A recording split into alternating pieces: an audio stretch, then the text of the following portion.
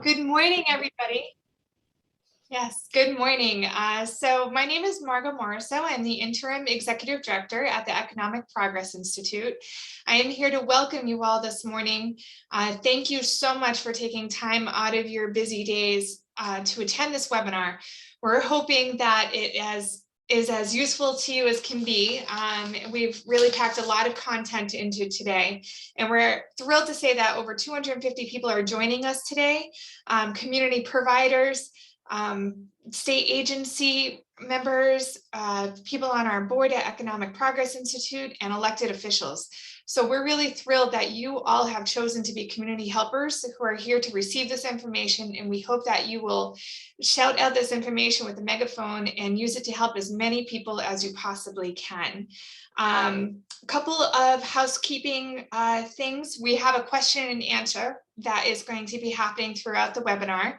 So if you have a question, down at the bottom of the screen, you can see Q&A, and you can type your questions in there. And at the end of the webinar, we're going to take some time to answer some of the questions that you all have.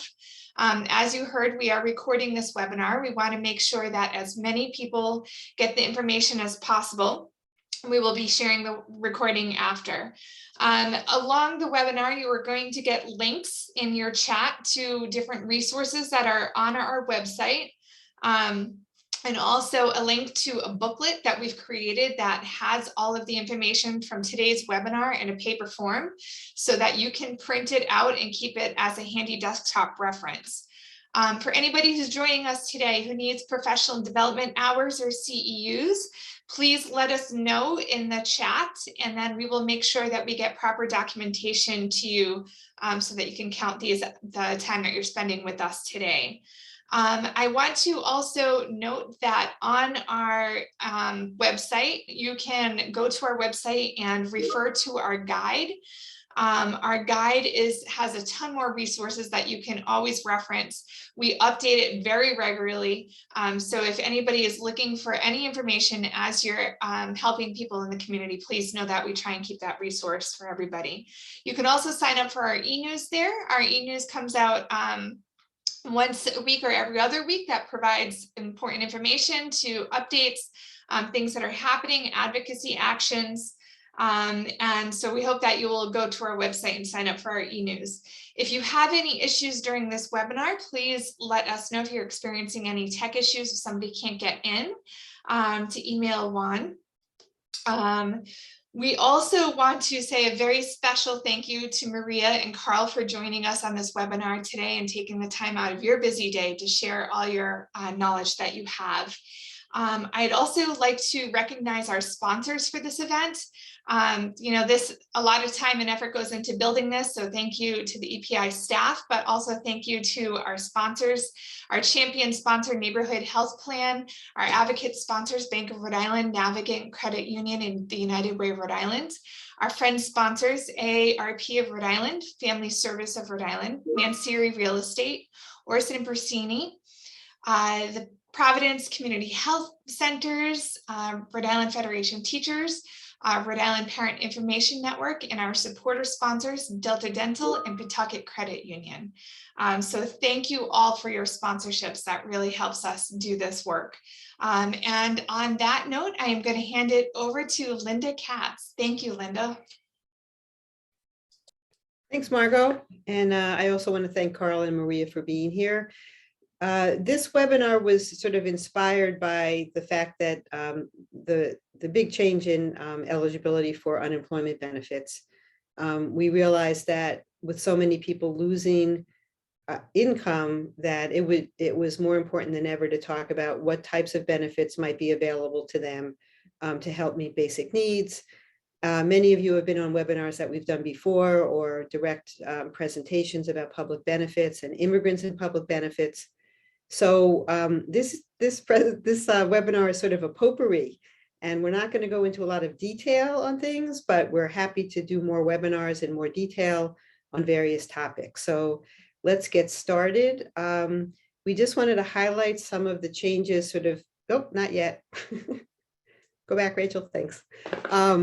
That I mentioned that with the federal unemployment benefits, some people lost all benefits. The gig workers Others lost extended weeks, and then another group of people lost the $300 weekly additional payment that they were receiving to their unemployment benefits. During COVID, SNAP recipients were receiving the maximum benefit amount. There was pandemic EBT benefits to replace school meals that were lost. We'll talk a little bit more about that. Now we have a $95 additional SNAP benefit. And then also the good news is that the FNS increased the amount of the thrifty food plan so that SNAP benefits overall are going up October 1st, as well as an increase in deductions, which will boost everybody's benefits. And renewals have started now for SNAP, which is, again, we'll talk about it, but it's really important for all of you who are working with clients to make sure that they advise clients to open up any information, any letters from DHS, and to respond to their, especially to the renewals. People have been not having renewals for a long period of time, and so they have to start getting used to the fact that renewals are starting again. For CCAP, there's been no co-payment during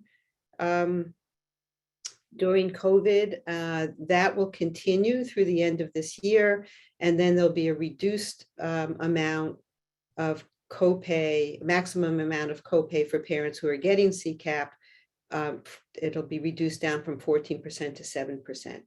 For Medicaid, as most people know, a real benefit to people during COVID has been that Medicaid is not terminating anybody from benefits, regardless of a reported increase in income, or they're not conducting renewals to find out current status. So the only way that DHS is terminating people is if the person moves out of state, asks to close their case, or passes away. There are some changes to the type of coverage people have. We're not going to delve into that in detail. We're waiting to hear from the federal government currently that the protection extends through the end of December, because that's when the public health emergency from the feds is slated to end. But rumor has it that that will be extended again for another 3 months into the end of March.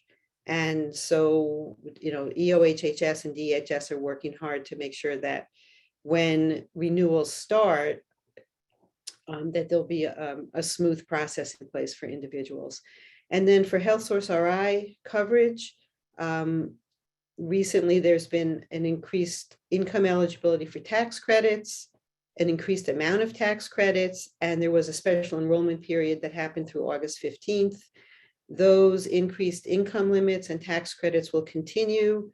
And we'll talk about the fact that open enrollment for Health Source RI is starting in November, for coverage starting during January. Next slide, please.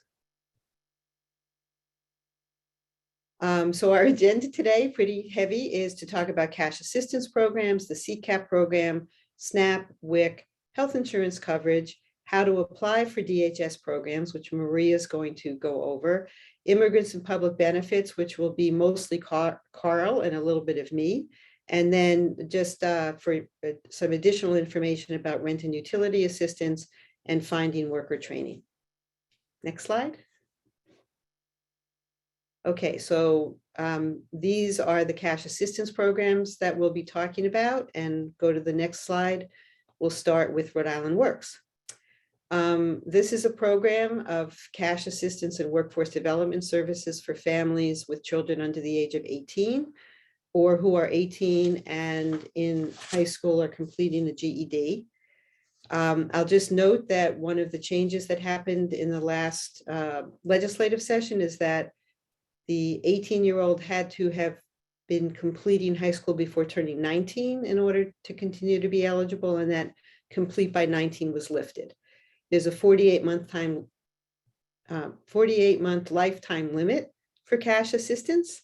The financial eligibility is that the family has to have countable income less than the benefit amount. We'll show that in a minute.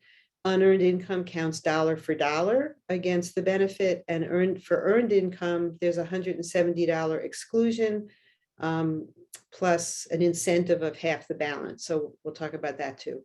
resources need to be less than $1,000. And for immigrant eligibility, people with green cards, lawful permanent residents, must be in status for 5 years. That applies to children as well as adults. And actually, this is the most restrictive eligibility because for other programs, CCAP,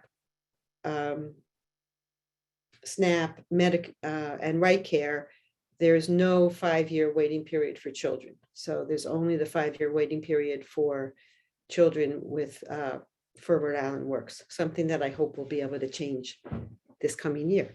Refugees and asylees are eligible, and there are other groups of immigrants who are eligible for Rhode Island Works and other benefits. And you'll see as we get to the immigrant section, we have a chart that really provides information in more detail. Next slide.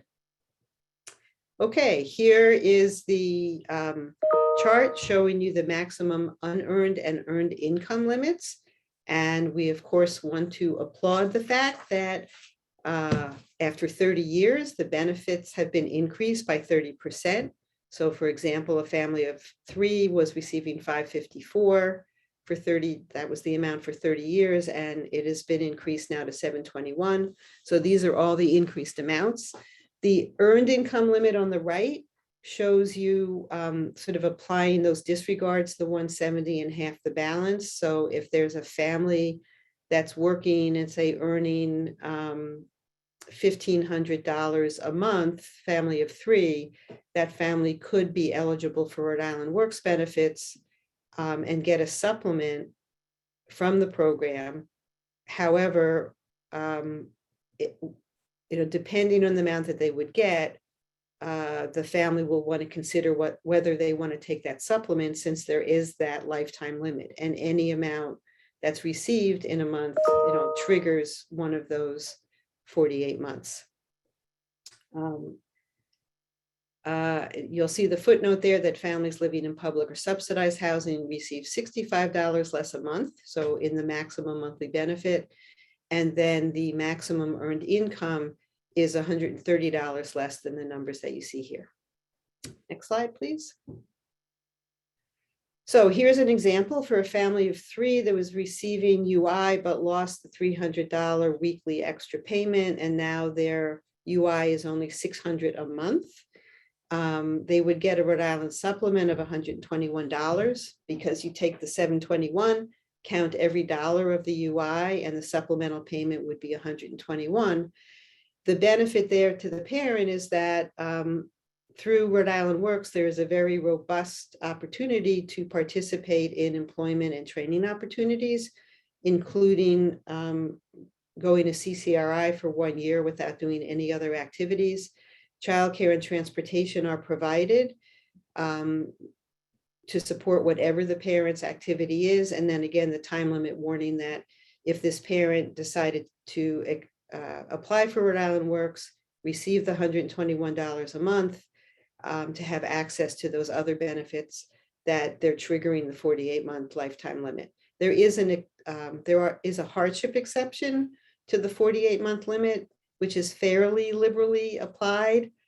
But in counseling somebody, it is a decision about whether they want to start receiving those benefits. Next slide. So this is an example of, this is a parent who is on cash assistance and starts working 20 hours a week, earning the minimum wage, which is $996 in gross pay per month. And the way that the earnings disregard works is you subtract the 170, which is sort of substituting to get the person to net income. That's 826. And then the incentive is that 826 is divided by 2 to get the countable income of 413. The full benefit would be 721. You subtract the countable income, so the Rhode Island Works benefit would be 308, and this is the adjusted amount of benefit. There has been a good change to another change to the Rhode Island Works program is that when parents are getting cash assistance and start a job, income will not be counted for 6 months. So right now, when a parent starts a job, the income is the income is counted with these disregards, but beginning, I think, in January, the new rule will go into effect, and that for 6 months, when a parent starts working, the income will not be counted, and that will give more of a glide path to parents from cash assistance to work. Next slide, please. GPA bridge program, something that probably many people don't even have on their radar screen. But this is what the bridge program is. Think single adults, and it's for adults who are disabled, have filed an application for SSI benefits at the Social Security Administration, have income less than $327 a month, and resources less than $3,500. It used to be zero. Thanks to DHS for making it more reasonable. And the person has to be receiving Medicaid. So there are people who get Medicaid, as we'll talk about, single adults whose income is less than 138% of poverty. They're getting Medicaid as expansion population is what they're sometimes called, but they may have a disability, a serious disability, and they've applied for SSI. If that is the case, they can now apply for the bridge payment of $200 a month while they're waiting for Social Security to make a decision on their application. And if they sign an agreement that if they are found eligible for SSI, they will be repaying DHS for the bridge payments that they've received. And DHS will get to take that out of their retroactive payment. Recent changes at DHS have simplified the application process, so it should be easier for people now who are disabled, receiving Medicaid, and have an application pending for SSI to receive this $200 payment. So this is a simplified and updated eligibility. So please take note of that for the people that you are working with who are single adults and disabled. Next page. So we're turning from programs that are DHS administered, Rhode Island Works and GPA, to programs that actually we all pay into the TDI fund from our paychecks. And if we become disabled or need to take time for caregiving, we're eligible to get ongoing, or at least a portion of our pay on an ongoing basis. So a couple things to note here are that immigrants need to have a Social Security number to be eligible for these benefits. We'll talk about some other cases where immigrants can have an ITIN to qualify, for example, for child tax credit. The temporary caregiver program is available to people who are out of work to care for someone with a serious illness, including COVID-19, to bond with a newborn, adopted, or foster child. It pays 4 weeks. It provides benefits for up to 4 weeks and pays 60% of wages plus dependent benefits, which are $15 per child or 5%, $15 a week for dependent or 5% of the parents' benefit, whichever is higher. Thanks to a lot of advocacy by many people on this call, the number of weeks for TCI will be expanded to 5 weeks in January 2022 and 6 weeks in January 2023. And if Congress does what they should do, there'll be federal paid leave with even more weeks. So we'll go on to TDI on the next slide. TDI is for people who are out of work because of an injury or an illness, including COVID-19. It provides up to 30 weeks of benefit at 60% of wages plus dependent benefits. And you have the link here to apply for TDI or TCI and to find more information. I also just want to note that we created, thanks to Sarah Trayers in our office, a booklet that will be available that provides some more information about each of these areas, and also our guide to benefits provides more details about all of these programs. Okay, next page, next slide. Child tax credit. This is very exciting. It is the child tax credit, as I hope most people know. This is a federal benefit that was created as part of the ARPA program and federally, and it expands significantly the existing child tax credit, both in terms of the amount of money that families receive and the age of child that can receive it. And it also was made available to people in advance. So there are folks who received this tax credit automatically starting in July if they had filed taxes for 2019 or 2020, or they used the non-filer portal in 2020 to access their stimulus payments. People can use the non-filer portal now to get the advance payment for July through December, or people can wait until they file their 2021 tax return in 2022 to get the benefit if they haven't already started to get it. And folks who got the 6 months advance credit will get the balance when they file their tax return in 2022. Tax credits do not impact SNAP, CCAP, Rhode Island Works, or health insurance coverage. And it's available to parents with an ITIN as long as the children have social security numbers. And we're going to be doing some more outreach, especially to the immigrant community, to make sure that they know they can file for this important cash assistance to them, as well as stimulus payments that they may not have applied for in the past. Next slide, please. Okay, from child tax credit to child care. This is the Child Care Assistance Program, which is commonly called CCAP. It's available to a parent who is working 20 hours a week at or above and earning at or above the minimum wage.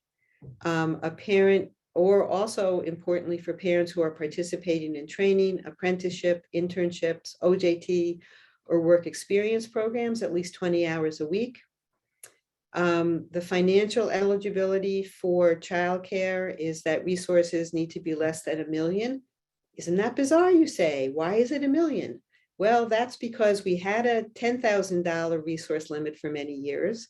We're one of only a handful, if not the only state that has a resource limit, but it was politically more feasible to lift it to $1 million than to get rid of it altogether.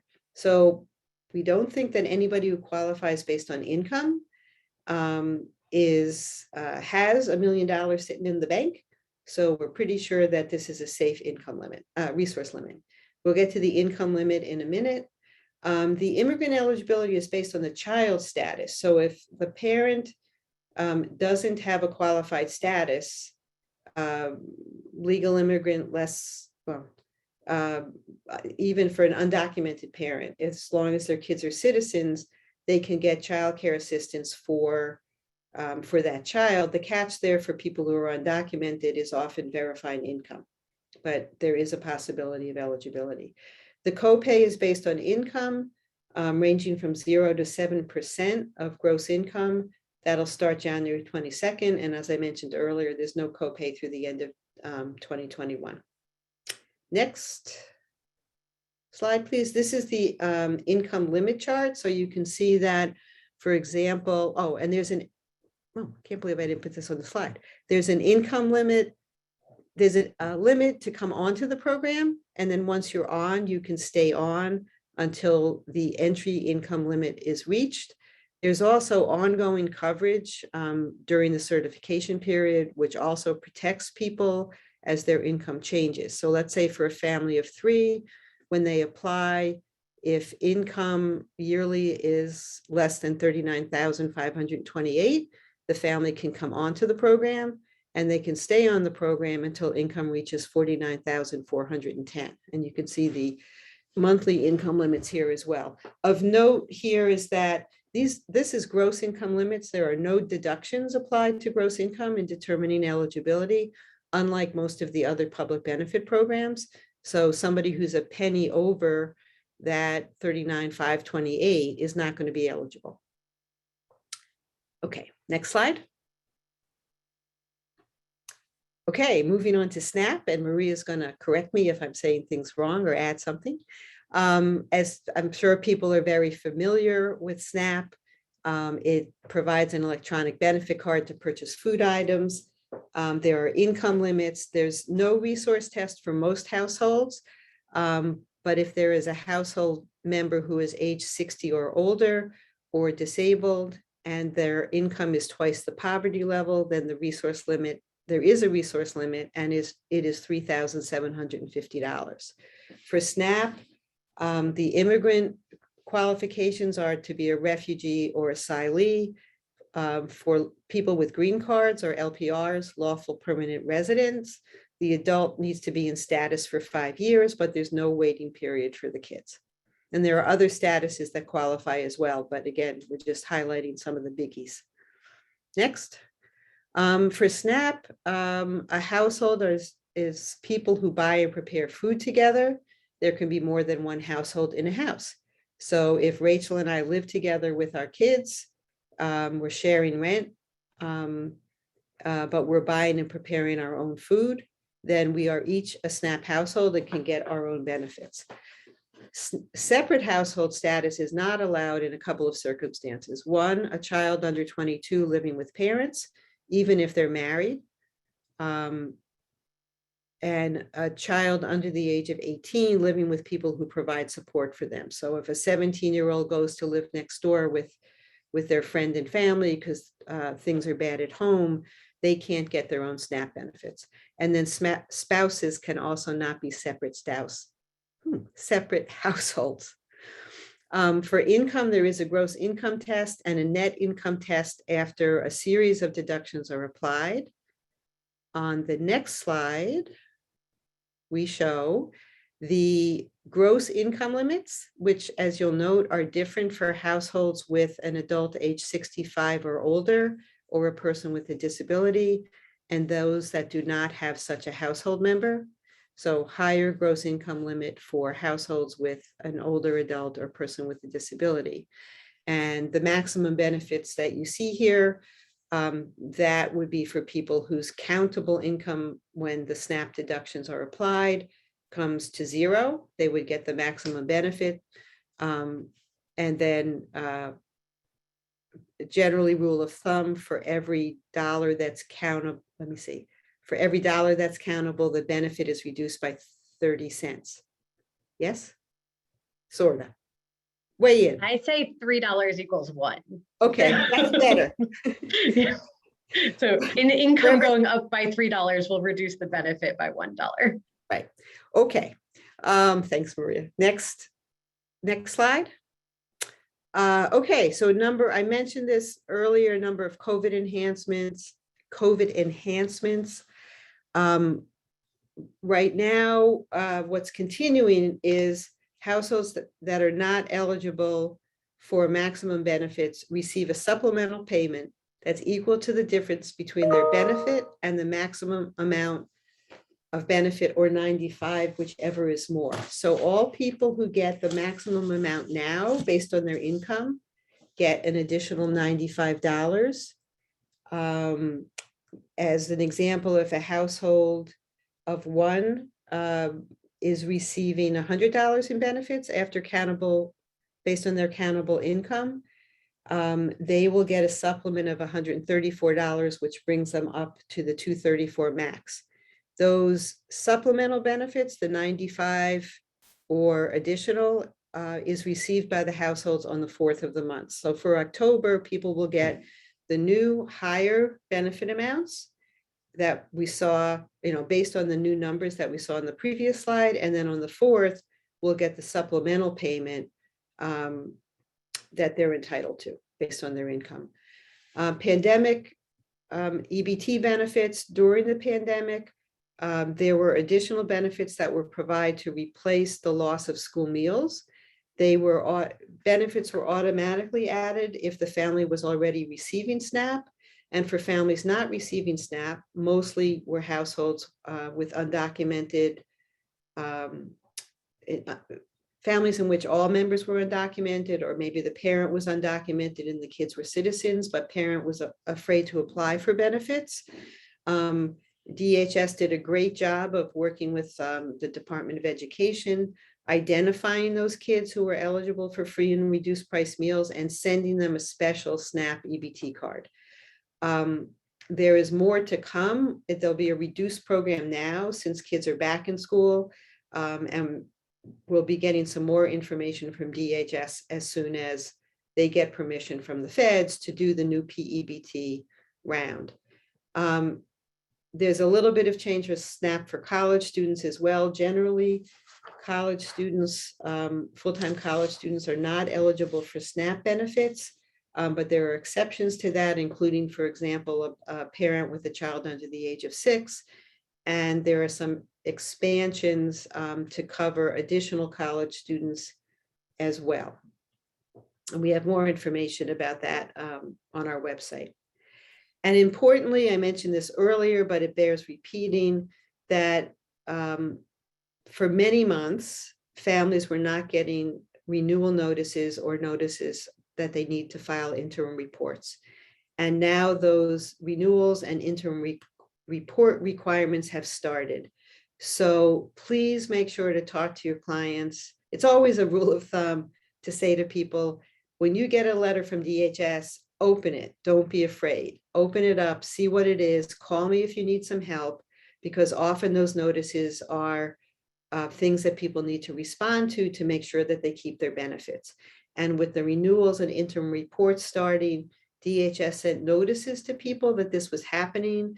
But as we all know, it has been the case, and it's true for many of us, we don't act until something happens, right? I don't get my SNAP benefits and I say what went wrong and realize that I hadn't opened my email to see that, or opened my mail to see that I needed to do a renewal. So keep talking about the need to renew for SNAP.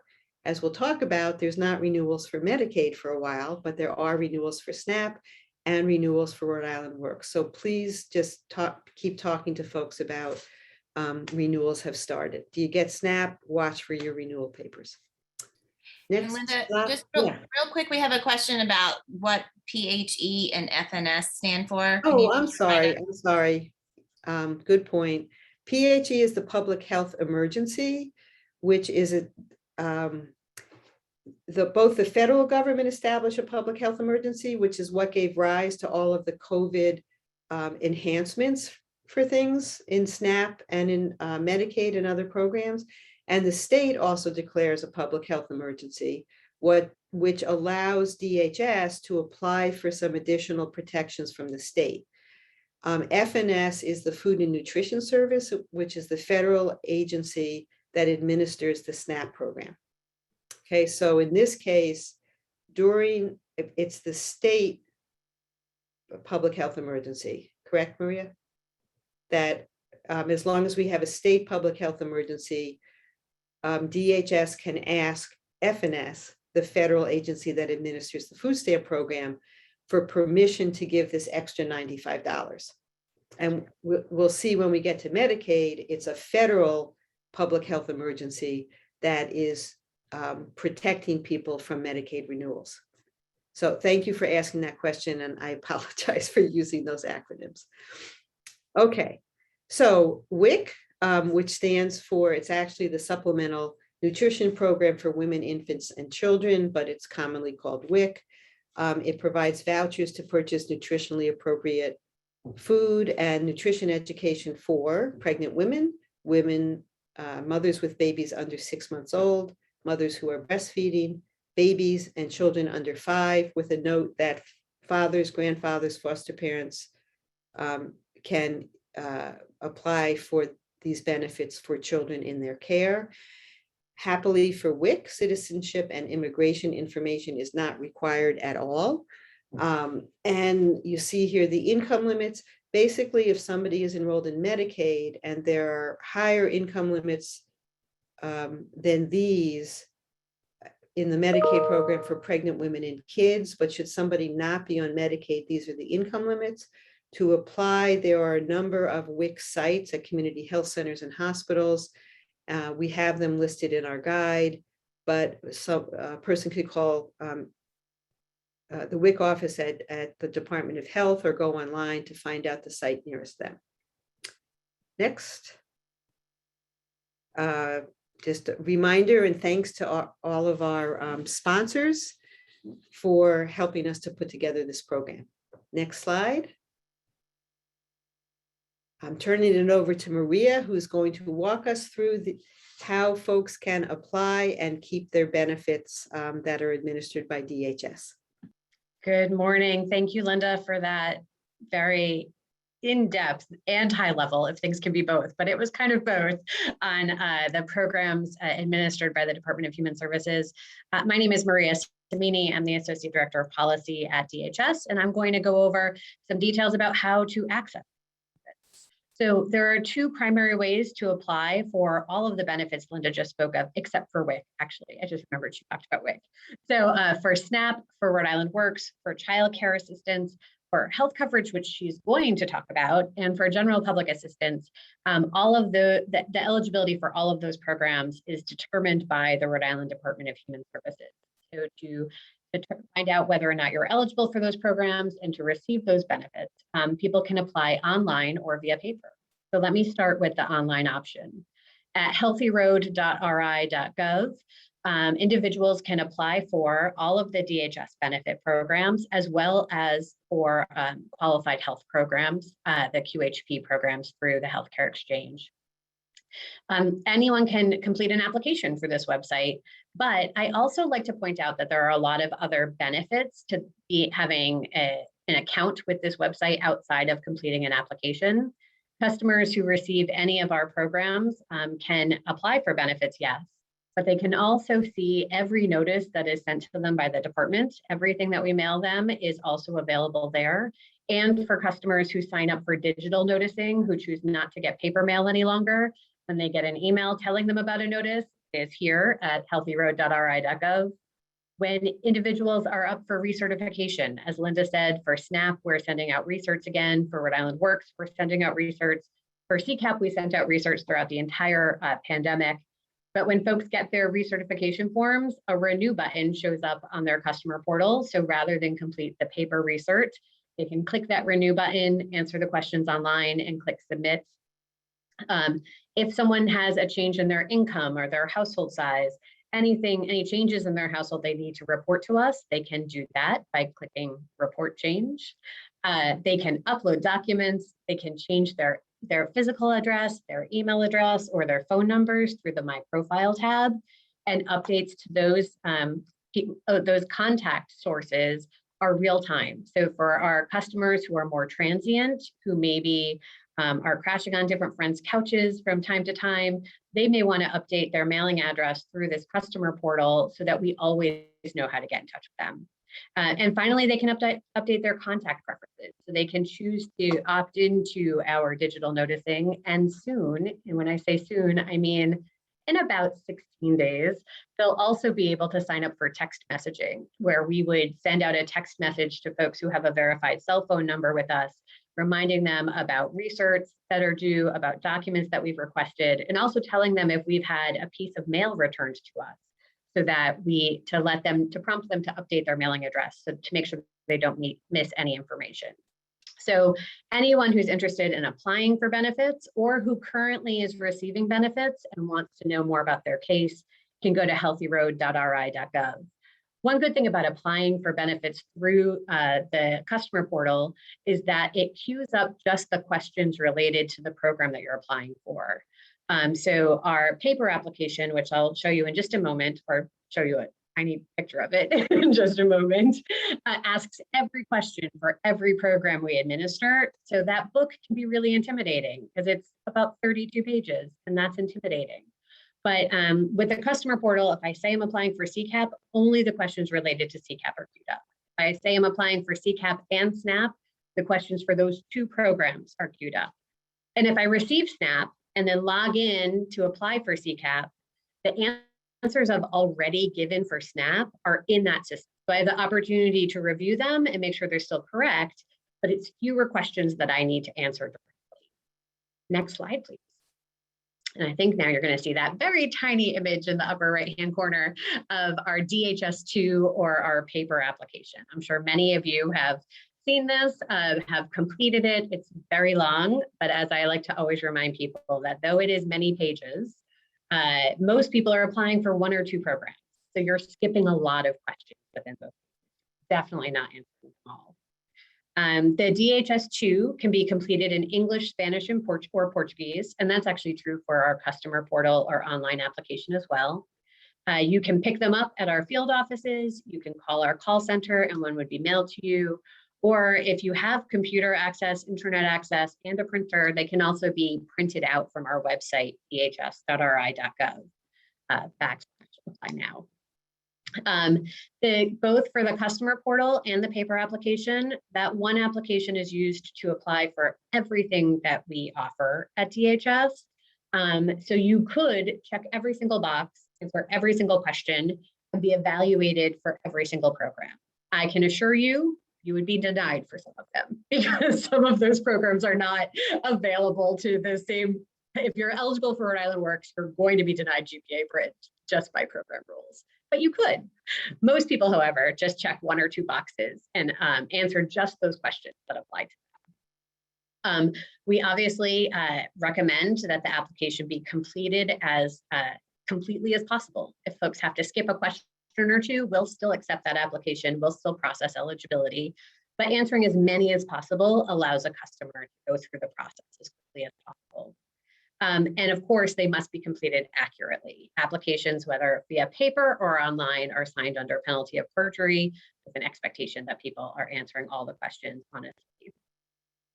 A completed paper application can be mailed to our PO box, and the address is there. It's also on the application itself. They can also be dropped off in secure drop boxes outside of all of the DHS offices, and those drop boxes are emptied at least once a day during business days. And applicants can call the call center 855-697-4347 or 855-MY-RI-DHS and use the automated prompts to check to see if their application has been received. So I know that our call center sometimes has really long wait times, but if you've mailed in an application and you'd want to know if it's been received, you can do the automated prompts entering your, I believe it's your social security number and your birth date. And if we've received it and registered it, so it doesn't mean that just we've date stamped it, but we've entered some information into our system, then you'll be able to also hear that the application has been received. So I don't encourage you necessarily waiting online to talk to someone to see if it's been received unless it's been a couple of weeks and you haven't heard anything, but you may be able to get some of that information in that automated fashion. Next slide, please. So this is some tech resources that I wanted to share. I know that picture is a little bit odd, but I included it because it is a snip of our actual website. So if you were to go to dhs.ri.gov/resources/tech resources, this is the screen that you see. And I wanted to share this because we've created some how-to guides for our customer portal. The customer portal is not always intuitive, and there are some spaces that we know cause challenges for people. So there are a handful of how-to guides that are currently on the portal on how to access it, how to update your contact information, how to apply for new programs, how to upload documents, and there are more coming. So feel free to check it on an ongoing basis. I know we have a how to recertify that needs to be put up there. How to reset your password actually is under the how to access your portal. So there are some resources on our website to help folks maneuver through the portal. Also, you'll see there that there's a box that talks about the mobile app. Just about a year ago, we rolled out a mobile app called Healthy Rhode, one word, RHODE, because we are Rhode Island. And on that mobile app, folks can use their customer portal credentials. So they need their customer portal username and username and password. They'll be able to see the benefits they currently receive. For the benefits that are for SNAP or Rhode Island Works, it will show their current benefit balance and the most recent transaction for those programs. They can also upload documents. So when DHS sends a letter to someone saying, we need a document, we need a copy of a pay stub, or we need a copy of a birth certificate in order to determine eligibility, Most programs, you need to return that document to us within 10 or 15 days in order to maintain eligibility before your case will close. So with mail, sometimes that can be challenging. You know, people need to find photocopiers and post offices and stamps. But people with mobile apps and mobile phones can take a picture of that document and it's submitted through the mobile app, and then we have it immediately. You get a success screen with little confetti that falls down, so you know it's gone through. So anytime we request a document from someone, that document will be listed on their mobile app, and they can take a picture of it and submit it through the app. We cannot take unsolicited documents through the mobile app at this time, but we're regularly introducing enhancements to these technology features, so maybe someday.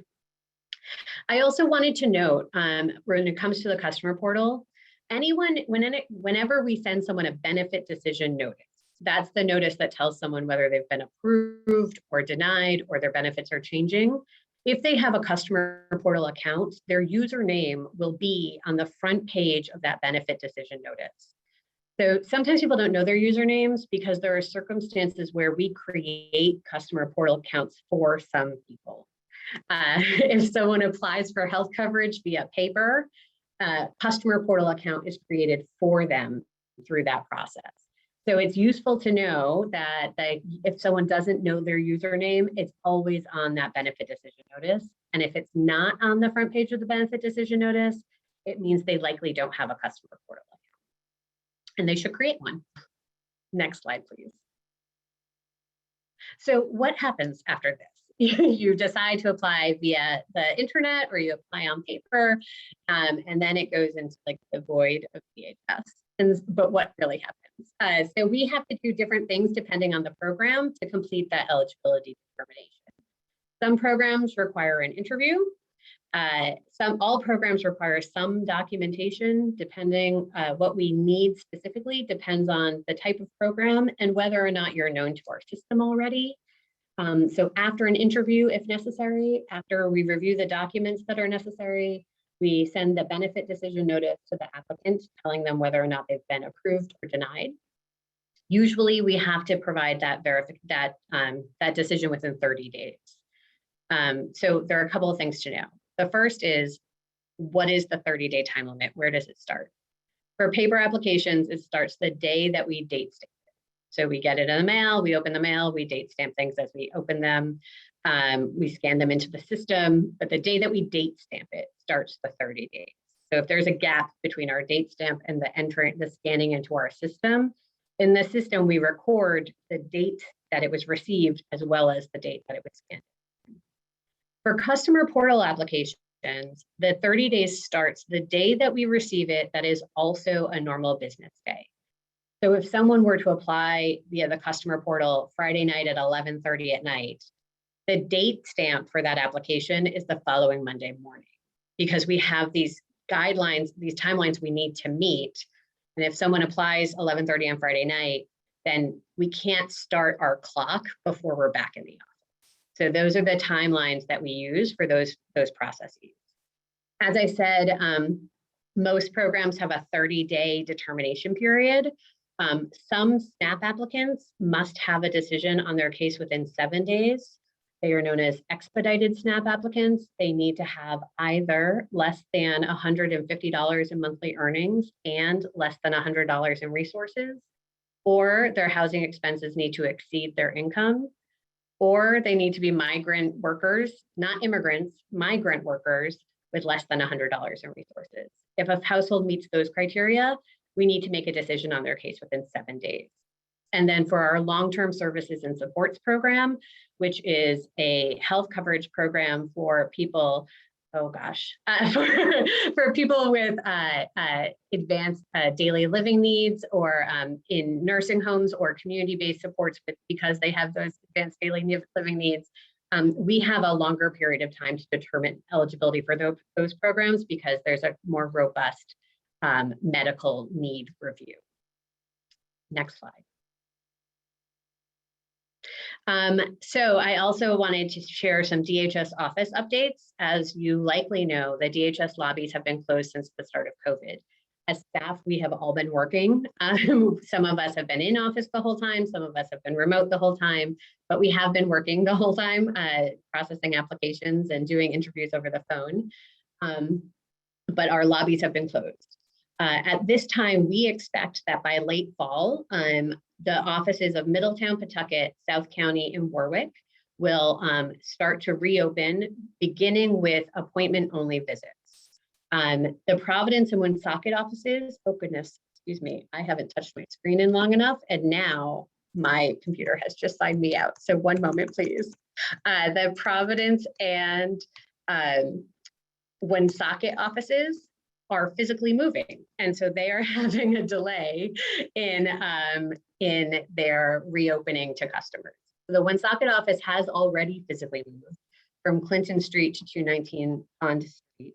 And the Providence offices will be moving from Elmwood Avenue to 2 different customer-facing locations. So we will have staff and we'll be ultimately seeing customers both at 40 Fountain Street, which is downtown where our Office of Rehabilitative Services is currently, and at 1 Reservoir Avenue.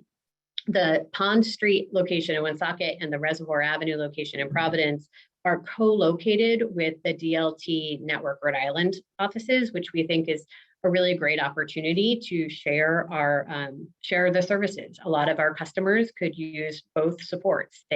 Maybe they are applying for a job at DLT, they're going in for a resume session at DLT, and they talk about they don't know what to do. They've got young kids at home, or they have an ailing mom at home, and that DLT staff member may say, hey, if you cross this hall, DHS is there. Maybe you could receive childcare assistance or seek out long-term services and supports for your mom. So we're finding ways to really build on that the co-location opportunity. So those are my DHS updates. I do want to make one note, Linda. I saw, I think we missed an edit on the SNAP slides, but older adult for SNAP is age 60, not 65. We'll correct it, I'm sure, before we send the slides out. But that's it for DHS, and I think I'm turning it back to Linda. Thank you, Maria. I have to say it's,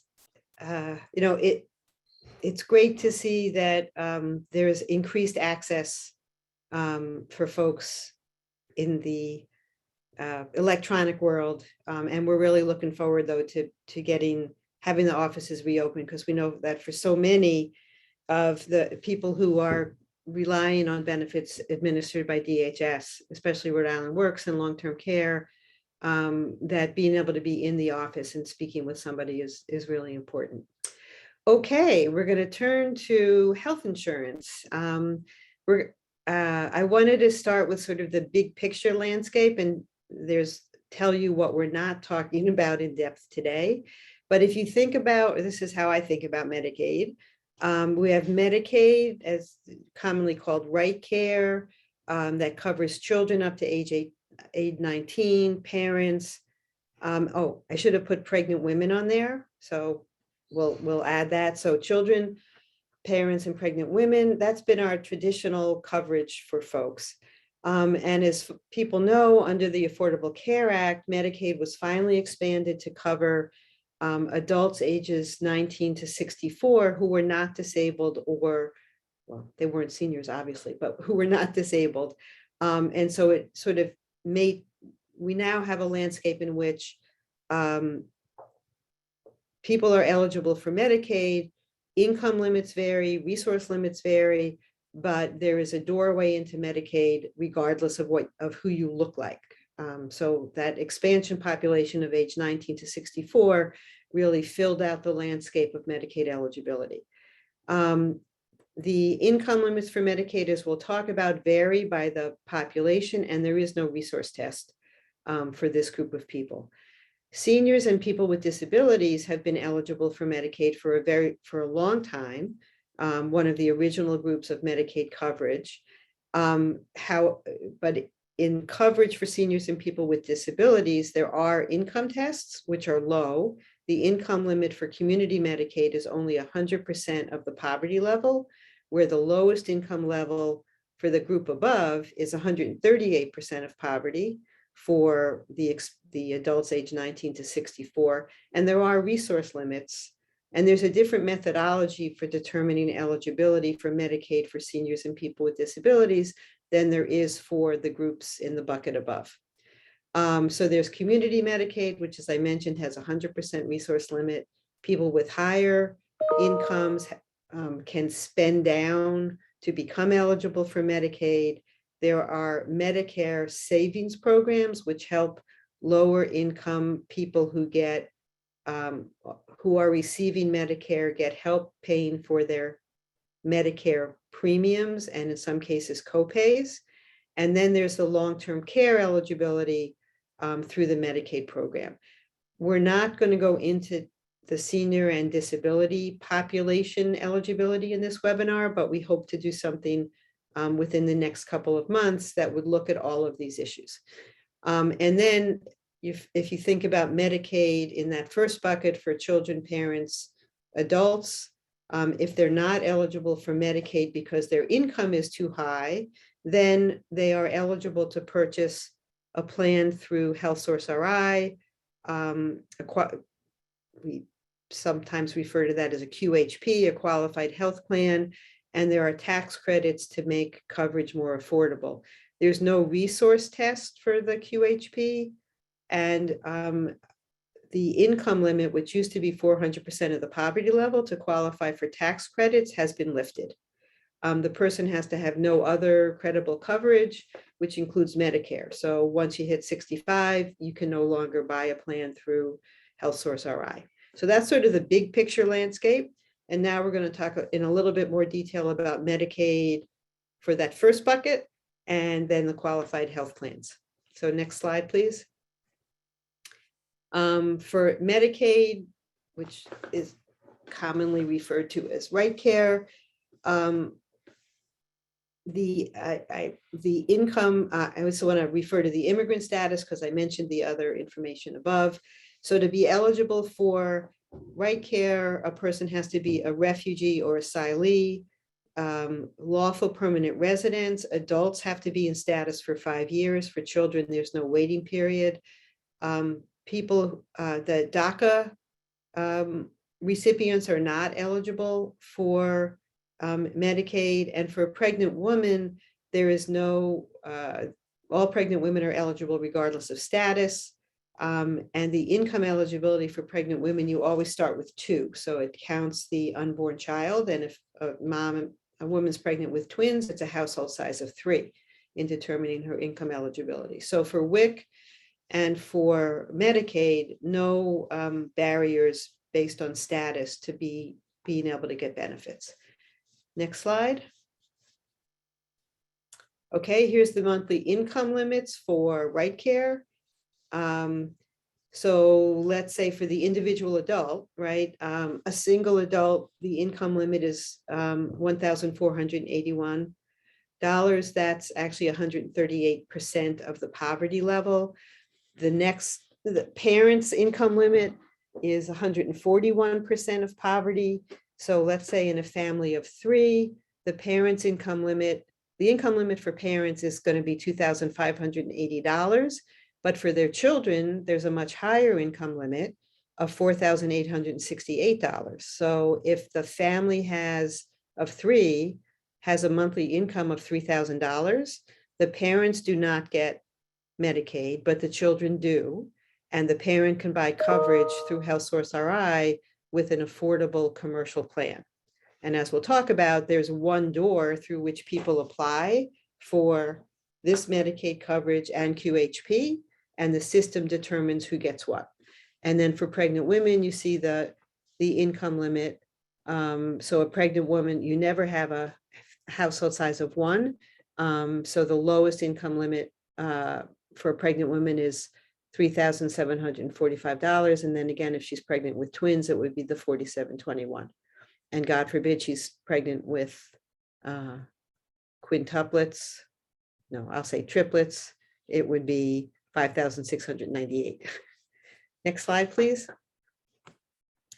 Okay, I mentioned this earlier, so I'll just say briefly, during the pandemic, the state is getting an enhanced match from Medicaid. And as a condition of getting that additional federal funds, The state cannot terminate people from the Medicaid program. This continues until the public health emergency is declared over by the federal government. It's currently set to end at the end of December, but word is that it will continue through March. So people continue to get their Medicaid coverage. Once DHS and OHHS are allowed to implement the renewal process and look at people who are people's eligibility now, folks will get advance notice of the changes, and people may be eligible for another Medicaid benefit, or people whose income is too high to get Medicaid hopefully will be transitioned fairly seamlessly into buying a QHP. So more to come on that. Well, that's a benefit of signing up for our guide, is that we do send out these updates about how things are changing as they are changing. Next slide. Okay, for the next doorway into affordable health insurance coverage is to buy a qualified health plan through HealthSource RI. There are tax credits available that pay for premiums, and there's help paying for out-of-pocket costs. The eligibility for immigrants to buy through QHP is broader than Medicaid. So a lawful permanent resident, there's no waiting period, 5-year waiting period for the adult.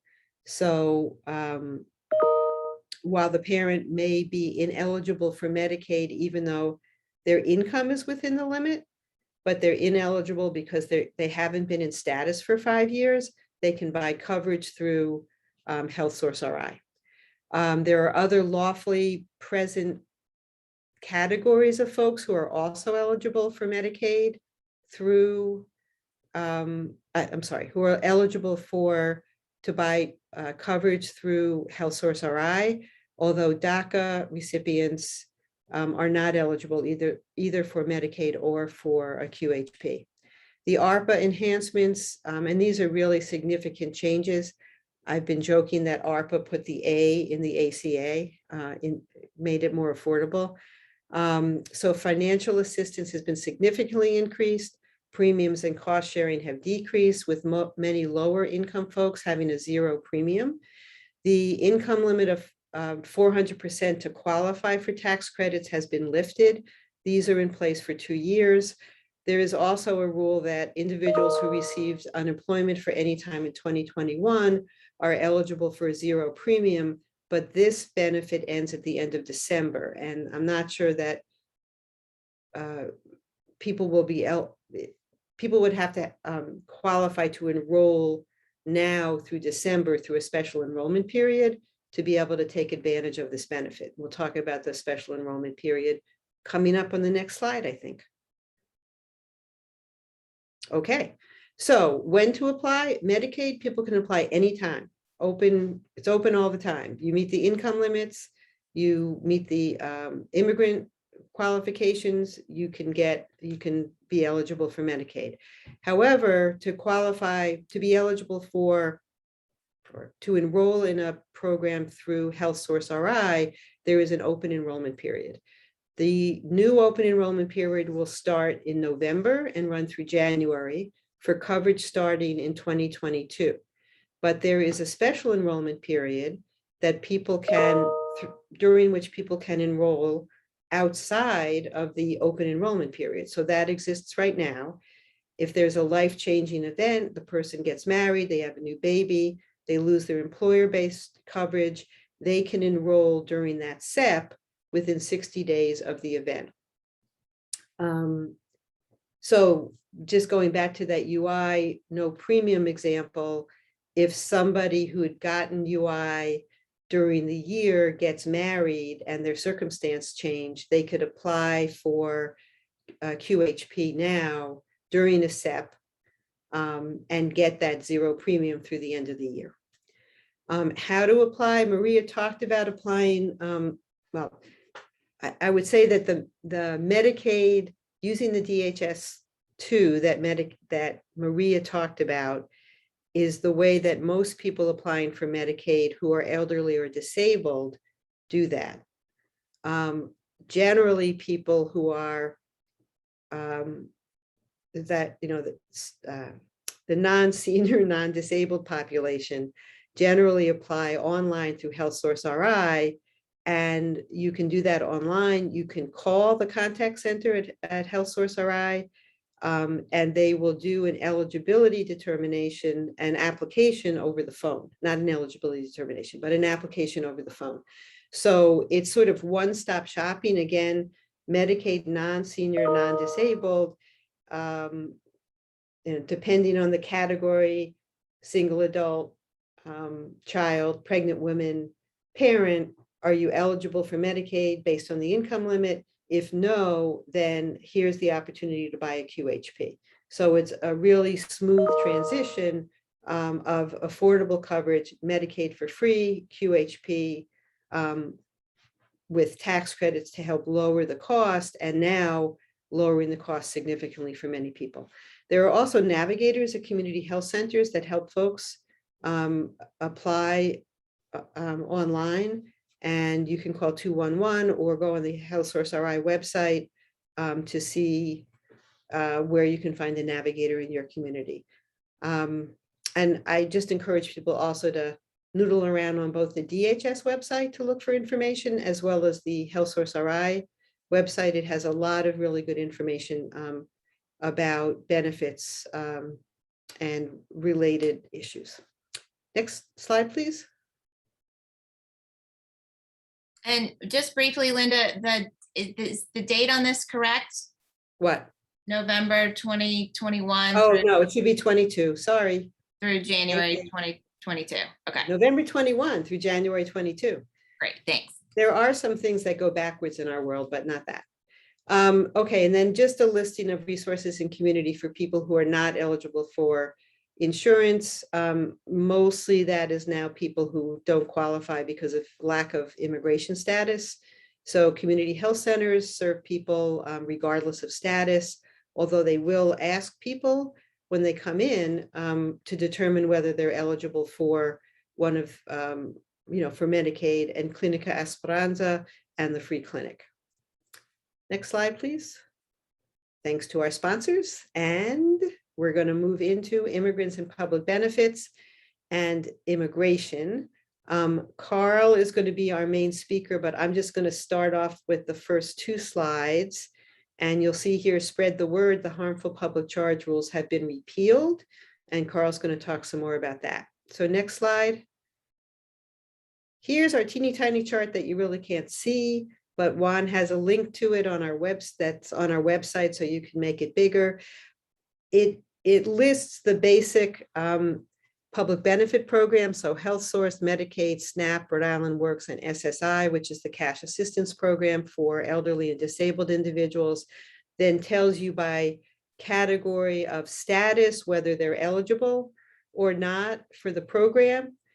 So it's a handy way just to, to know when you're working with somebody, is their immigration status a bar?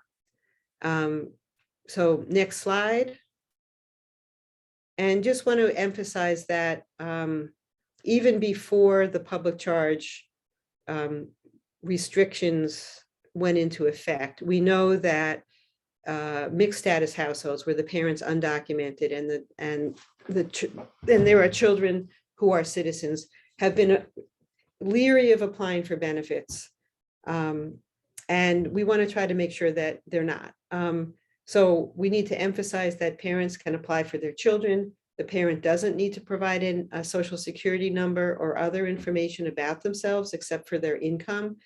And the DHS staff are not allowed to share information with outside agencies unless it's pertinent to the receipt of benefits. And there's actually a state law that provides a penalty for staff who violate that provision. Okay, I'm going to turn it over to Carl. Take it away, Carl. Unmute myself. Thank you. Thank you, Linda, for inviting me. Thank you all for participating in this. My name is Carl Kruger. I'm the staff attorney at the Dorcas International Institute. And I work in the Citizenship and Immigration program at Dorcas. My contact information is on one of the screens, one of the slides. And I encourage you, if you have any questions about this immigration stuff, to get a hold of me. I haven't seen everything, but I've seen a lot in my 30+ years at Dorcas, and I like nothing more than talking about this stuff with people who are interested in it.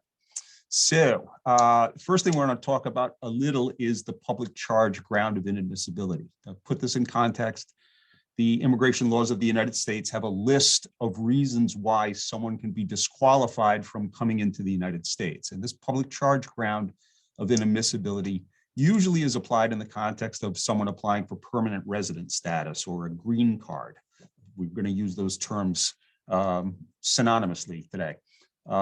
And the law says basically that you, as an intending immigrant, have to show that you are not likely to become a public charge. That's the text of the law. The way this has been interpreted had been interpreted for decades was as is on your screen. If an individual has received some type of cash assistance and has been living off of that while being undocumented, which is usually the situation before you become a permanent resident, or if the individual has received Medicaid funded long-term care services. So these are two very, very narrow categories of disqualification that historically have been the reason why someone would be denied permanent resident status because of this likelihood of becoming a public charge. We do not need to get into the details of all of the horrible things that were proposed and some put into effect for a few months or a year or so during the previous administration. Fortunately, one of the first things that was done by the new administration was to basically abolish all those changes. So we have gone back to the old rule where very few people are going to be caught up in this. And again, this is usually, this test is applied usually when someone is applying for permanent residence. That could be either here in the United States, someone applying for what's called adjustment of status to permanent residence through the USCIS, Citizenship and Immigration Services, or when someone's at an embassy applying for an immigrant visa, which when issued allows that individual to travel to the United States, and upon landing here, they become a permanent resident. So those are the two contexts in which this test is applied. For family, I want to point out two other things about this. For family-based immigrants, which is about 65 to 70% of the green cards that are issued every year, are based on a petition filed by a U.S. citizen or a lawful permanent resident for a relative. In just about all of those cases, the petitioner, the citizen or the resident, is going to be required to sign an affidavit of support, basically promising the government in an enforceable contract that the new immigrant is not likely or is not going to be able to receive any type of public assistance.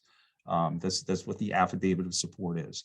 And again, it's a binding contract, and in just about 100% of family-based immigration cases, there will be an affidavit of support. However, there are also a large group of types of applications for permanent resident status where the public charge ground of inadmissibility does not apply at all. And the most common one that we see here in Rhode Island are for refugees. If you come into the United States as a refugee, 1 year later, you are allowed to apply for your permanent residence.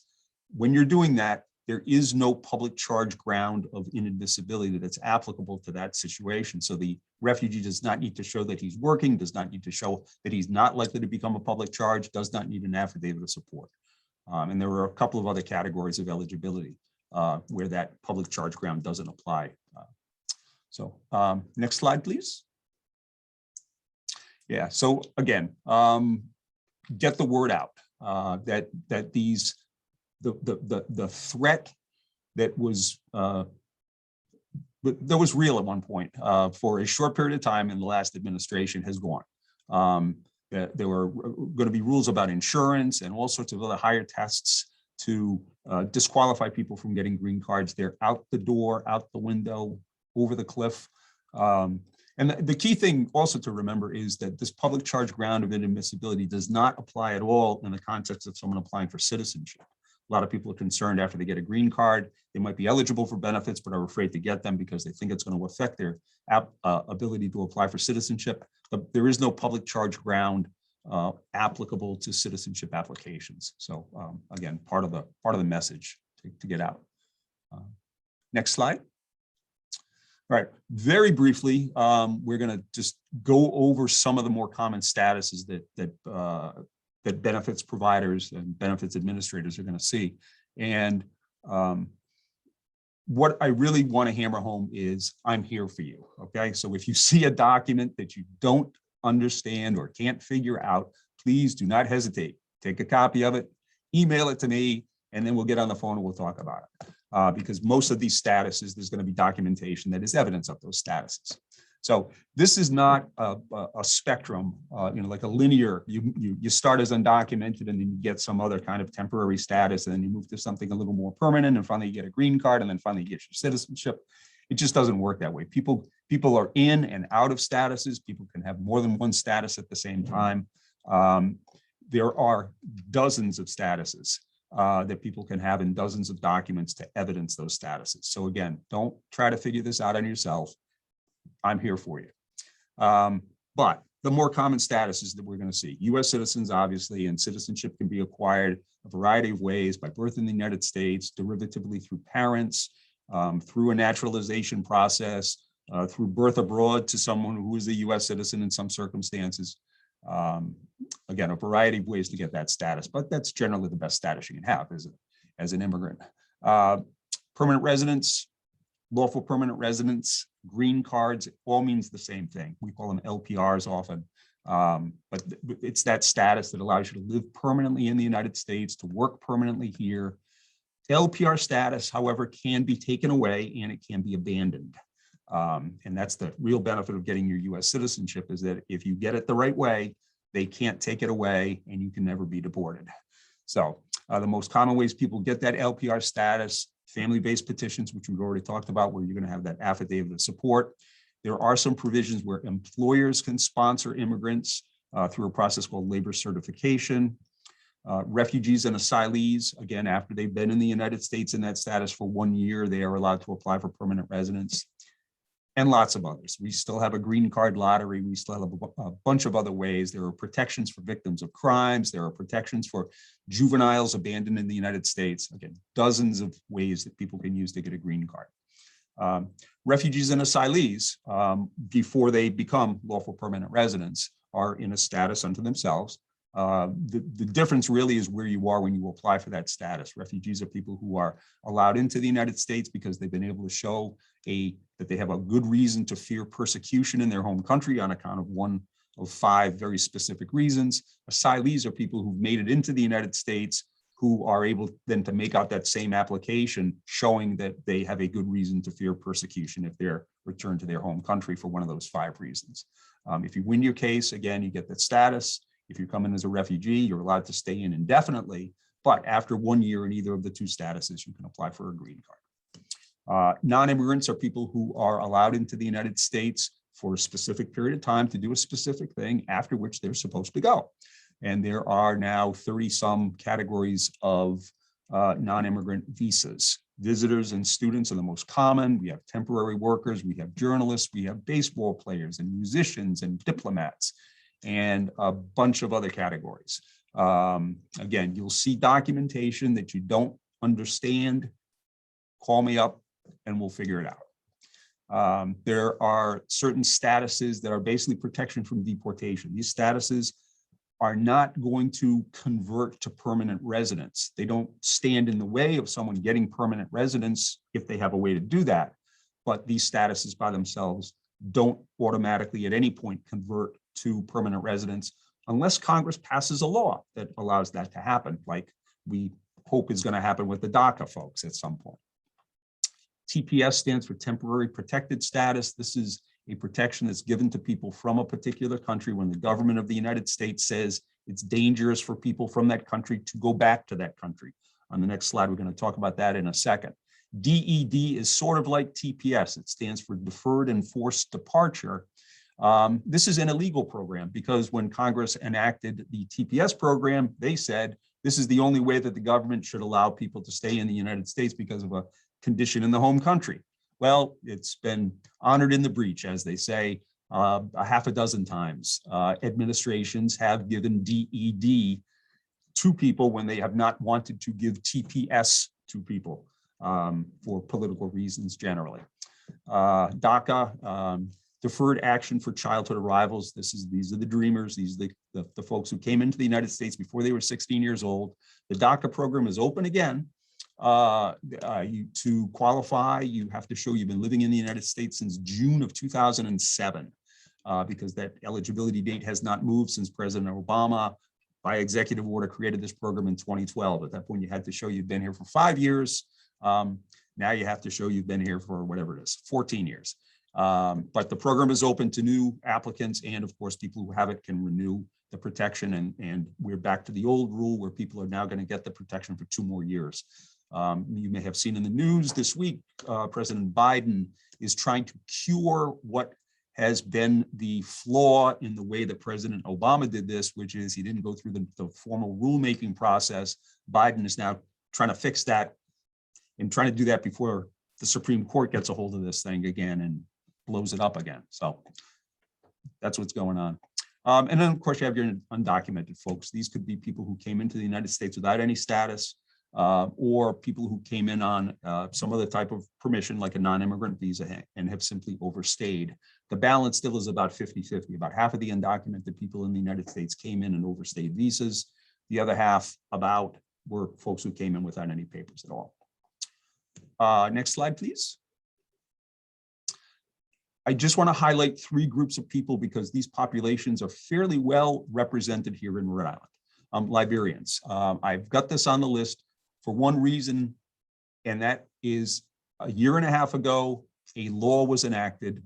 Jack Reed buried this thing in the page 1700 of a 2,000-page appropriations bill.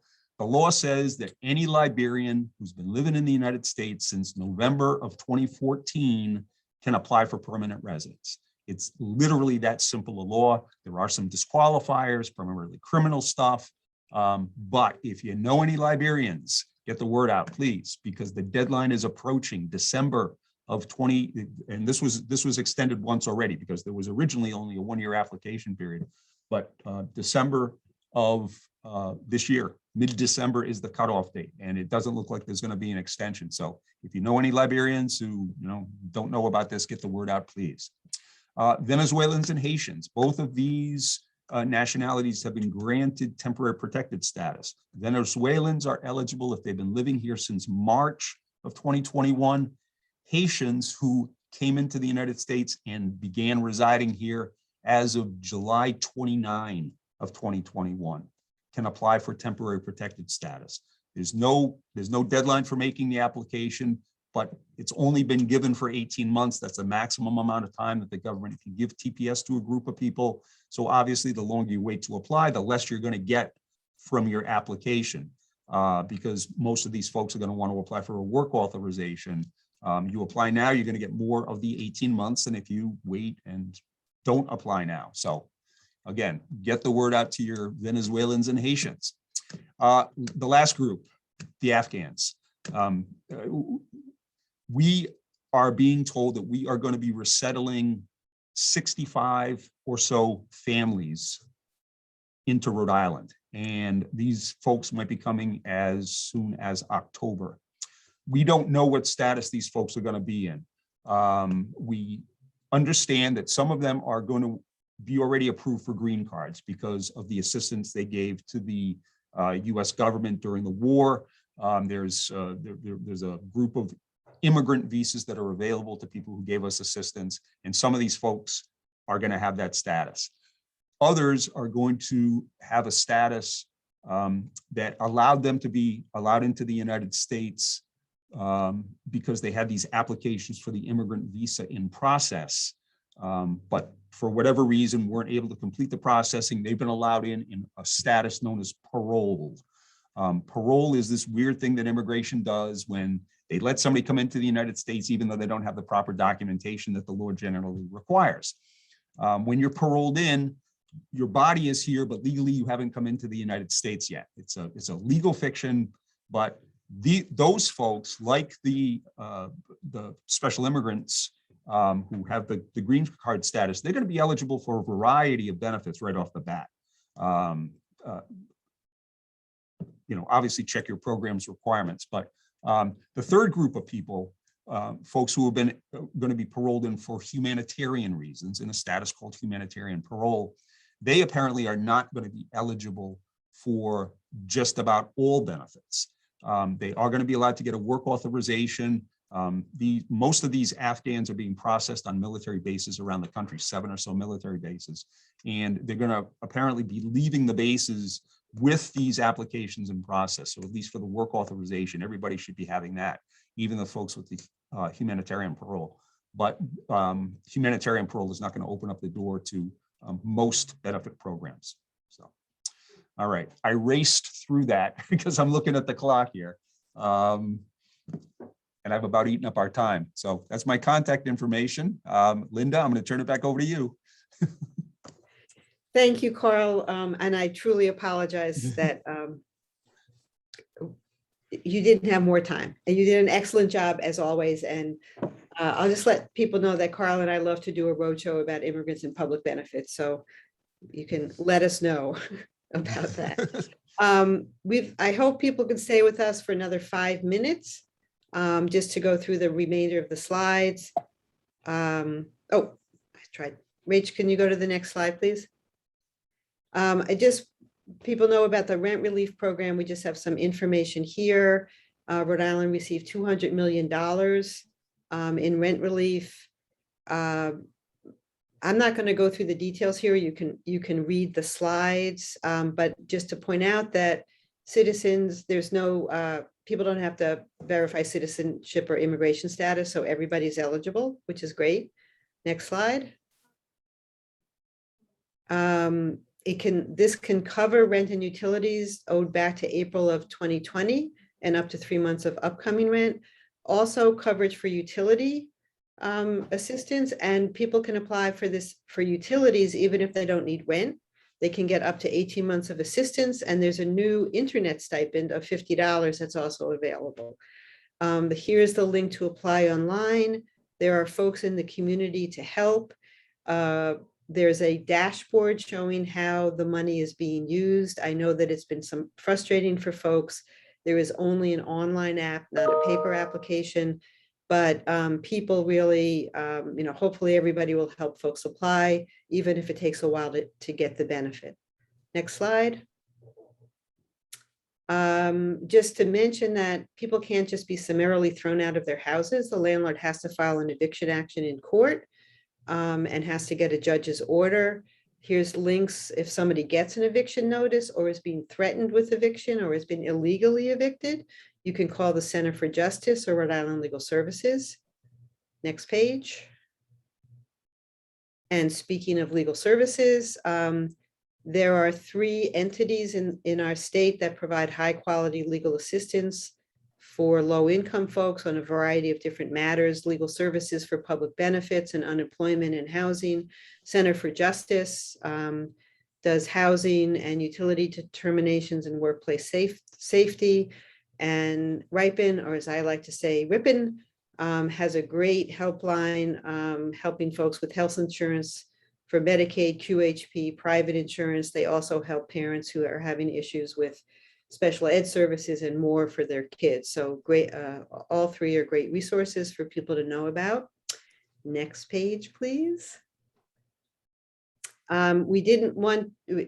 We have 2 slides here that list some resources to help folks find a job or training. Back to Work RI, which is the virtual career center. We hear from DLT that they're planning to reopen the one-stop centers in October. There's Rhode Island WeConnect, which folks may not have heard about. There are navigators there that help connect adults to educational and training opportunities. It's housed at the Office of Post-Secondary Education. Employ RI, which is also has specifically job opportunities. Next page. Skillsforri.org offers job search support, career enhancement services, and free training programs. If you are working with clients and you're not on their listserv, you should get on it because they send out notices of available trainings. And Apprenticeship RI, information about apprenticeships, which are sort of a really new way and better way, important way for people with limited income or no income to get to learn and earn. And then Enroll RI will be listing adult education opportunities. It's coming soon from the Department of Education. Next slide, please. Okay, this is our last slide, how to keep in touch with us. It provides my contact information. I'm happy to field questions about information that we provided here, others in our office as well. I think we want to thank Carl and Maria, and also, of course, thank my colleagues at EPI, Rachel Flum, and Juan Espinoza, and Sarah Trayers, who have worked really hard to put all this together. And Rachel has made sure that we didn't go off screen or disappear. So thank you all for participating. We hope this was useful. We will probably be sending out a Survey Monkey to get your feedback, and also to see, or we will be sending out a Survey Monkey, and also to see what other topics you'd like us to cover. It's kind of amazing to be able to reach almost 300 people. We usually do this like 50 people at a time. So I guess this is a good change. So, and to all of you who work in the community, thank you for all you do. I know many of you, I've worked with many of you at state agencies and both community providers. You do a fantastic job. So just keep it up. And Maria, I see, has put her contact information in the chat as well. So thank you all for participating. Enjoy this beautiful fall day, and we'll see you again soon.